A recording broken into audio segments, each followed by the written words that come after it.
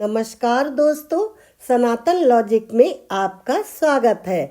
आज हम पौष मास कृष्ण पक्ष की सफला एकादशी के महात्म का वर्णन करेंगे। प्रत्येक मास में 2 एकादशी आती हैं, एक कृष्ण पक्ष में और एक शुक्ल पक्ष में। साल में 26 एकादशी होती हैं। एकादशी के व्रत में भगवान विष्णु और माता लक्ष्मी का पूजन किया जाता है। जो भी भक्त सच्ची श्रद्धा के साथ, नियम और निष्ठा के साथ एकादशी का व्रत करते हैं या कथा सुनते हैं, भगवान विष्णु और माता लक्ष्मी की कृपा से उनकी सभी मनोकामनाएं पूर्ण होती हैं। उन्हें हर प्रकार का सुख और समृद्धि प्राप्त होती है। एकादशी का व्रत सभी प्रकार की सिद्धियों को प्रदान करने वाला है और सभी प्रकार के पाप और ताप को नष्ट करने वाला है और अंत समय में प्राणी को मोक्ष का प्रदाता है। तो भक्तों, पौष मास कृष्ण पक्ष की सफला एकादशी का महात्म इस प्रकार से है। एक बार भगवान श्री कृष्ण और राजा युधिष्ठिर बैठे हुए वार्तालाप कर रहे थे। तभी राजा युधिष्ठिर ने भगवान कृष्ण से पूछा, स्वामिन, पौष मास के कृष्ण पक्ष में जो एकादशी होती है उसका क्या नाम है, उसकी क्या विधि है तथा उसमें किस देवता की पूजा की जाती है, यह बताइए। भगवान श्री कृष्ण ने कहा, राजेंद्र, बतलाता हूँ, सुनो। बड़ी बड़ी दक्षिणा वाले यज्ञों से भी मुझे उतना संतोष नहीं होता जितना एकादशी व्रत के अनुष्ठान से होता है। इसलिए सर्वथा प्रयत्न करके एकादशी का व्रत करना चाहिए। पौष मास के कृष्ण पक्ष में सफला नाम की एकादशी होती है। उस दिन प्रातः काल ब्रह्म मुहूर्त में उठ के स्नान आदि क्रिया से निवृत्त होके षोडशोपचार भगवान विष्णु और माता लक्ष्मी का पूजन करना चाहिए।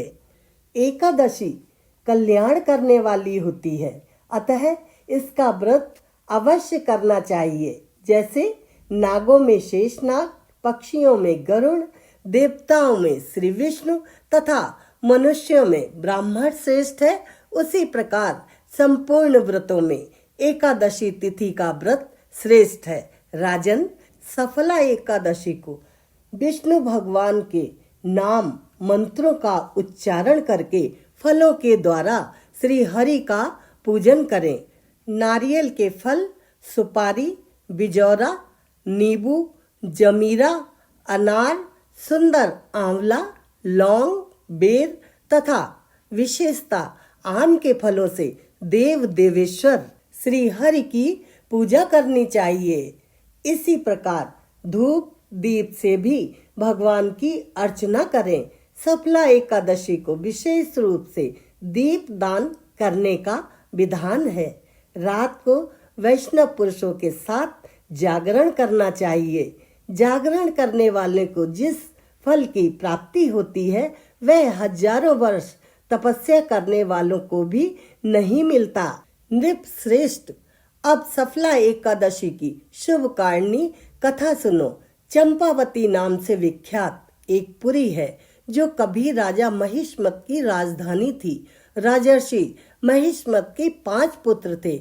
उनमें जो ज्येष्ठ था वह सदा पाप कर्म में ही लगा रहता था, पर स्त्रीगामी और वैश्यासक्त था। उसने पिता के धन को पाप कर्म में ही खर्च किया। वह सदा दुराचरण परायण तथा ब्राह्मणों का निंदक था। वैष्णवों और देवताओं की भी हमेशा निंदा किया करता था।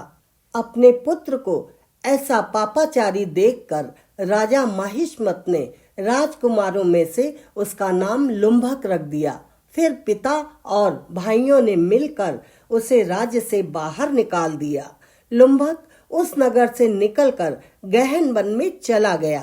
वहीं रहकर उस पापी ने प्रायः समूचे नगर का धन लूट लिया।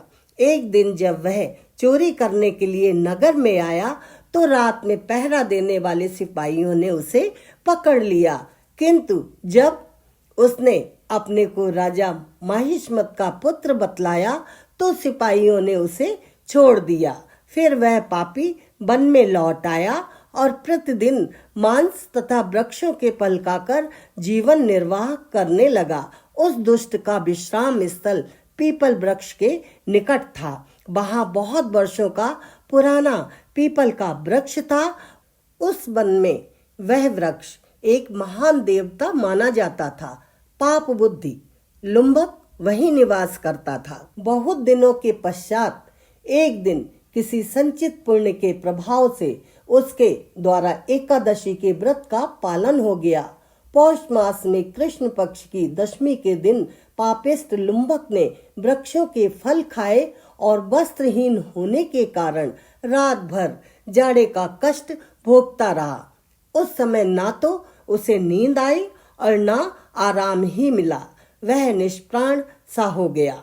सूर्योदय होने पर भी उस पापी को होश नहीं आया।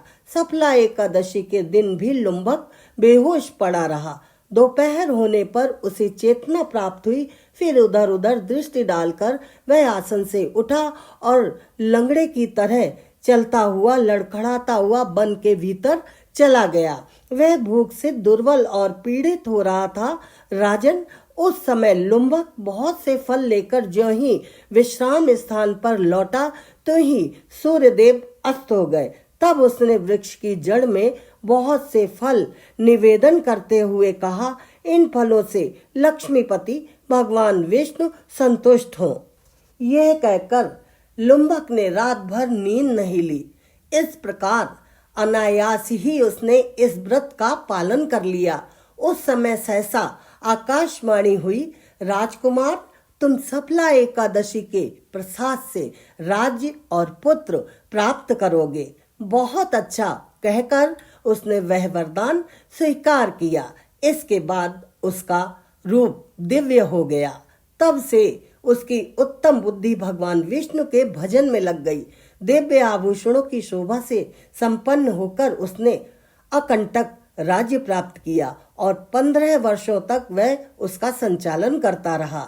उस समय भगवान श्री कृष्ण की कृपा से उसके मनोज्ञ नामक पुत्र उत्पन्न हुआ। जब वह बड़ा हुआ तब लुम्बक ने तुरंत ही राज्य की ममता छोड़कर उसे पुत्र को सौंप दिया और वह भगवान श्री कृष्ण के समीप चला गया, जहां जाकर मनुष्य कभी शोक में नहीं पड़ता। राजन, इस प्रकार जो सफला एकादशी का उत्तम व्रत करता है वह इस लोक में सुख भोग कर मरने के पश्चात मोक्ष को प्राप्त होता है। संसार में वे मनुष्य धन्य हैं जो सफला एकादशी के व्रत में लगे रहते हैं। उन्हीं का जन्म सफल है। महाराज, इसकी महिमा को पढ़ने, सुनने तथा उसके अनुसार आचरण करने से मनुष्य राजसूय यज्ञ का फल प्राप्त करता है। दोस्तों, पौष मास कृष्ण पक्ष की सफला एकादशी का महत्व और कहानी यहीं पर समाप्त होती है। दोस्तों, अगर आपको हमारा वीडियो पसंद आया हो तो जाने से पहले लाइक के बटन को दबा दीजिए और चैनल पर अगर आप पहली बार आए हैं तो सब्सक्राइब कर दीजिए। ओम नमो भगवते वासुदेवाय नमः। दोस्तों, भगवान विष्णु और माता लक्ष्मी की कृपा आप पर सदैव बनी रहे, इसलिए कमेंट्स बॉक्स में ओम नमो भगवते वासुदेवाय नमः अवश्य लिखें। राधे राधे।